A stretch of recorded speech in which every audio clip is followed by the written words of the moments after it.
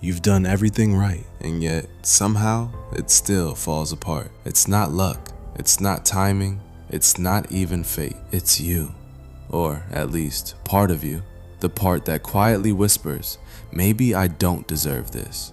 Maybe this will fail. You try to start something new, a project, a relationship, a habit, and then it crumbles, or you push it away. You're not lazy, you're not careless.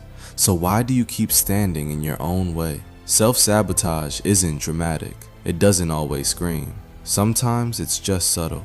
You say yes, but then cancel. You commit, but then procrastinate. You work, but then abandon. Every choice that could move you forward, some invisible force nudges you backward. And the worst part? You know it. You feel it before it happens. That little voice in your head. Stop. Don't try. You'll fail. Your identity begins to fracture. You start thinking, why can't I just do this? Why do I ruin everything I care about? Psychologists call this self-sabotage, and it's more common than you think. But here's the twist. The part of you that sabotages is not broken. Self-sabotage is not a flaw. It's a protection mechanism, a quiet subconscious defense system. Your brain learned long ago to avoid emotional pain, to protect the self from disappointment, rejection, or failure. Even if the threat is imagined, it whispers, better to fail before you try than fail after you care. In a way, your sabotage is an adaptation. Your brain is trying to keep you safe, even if it's the wrong kind of safe. Here's how it works. Your brain is wired with two competing systems. One, the reward-seeking system, pushes you toward growth, achievement, pleasure. Two, the threat avoidance system, pulls you back to comfort and safety. When these systems conflict, your brain hesitates, and sometimes it sabotages progress before you even notice. Imagine walking on a narrow bridge over a river. Your brain sees both. The other side is better, safer, fulfilling, but also whispers, what if you fall? That whisper is the threat avoidance system. It exaggerates risk. It imagines worst-case outcomes, and it convinces you that stepping forward is dangerous. So why does this happen even when you truly want to succeed?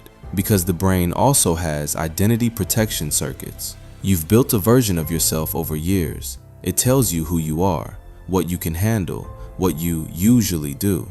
Self-sabotage emerges when a new action threatens your old identity. For example, someone who always thinks of themselves as not ambitious may sabotage promotions. Someone who avoids intimacy may push loved ones away subconsciously. The brain prefers predictable discomfort over unfamiliar success. Here's how to work with your brain, not against it. Step 1. Identify your whispers. Notice the subtle stop thoughts before action. Write them down. It works because bringing subconscious patterns into conscious awareness activates the prefrontal cortex, which can override automatic threat responses. Maybe I'm not ready to present this idea. Write it down. Observe it. Step 2. Reframe risk as learning. Every step forward is data for your brain, not a threat.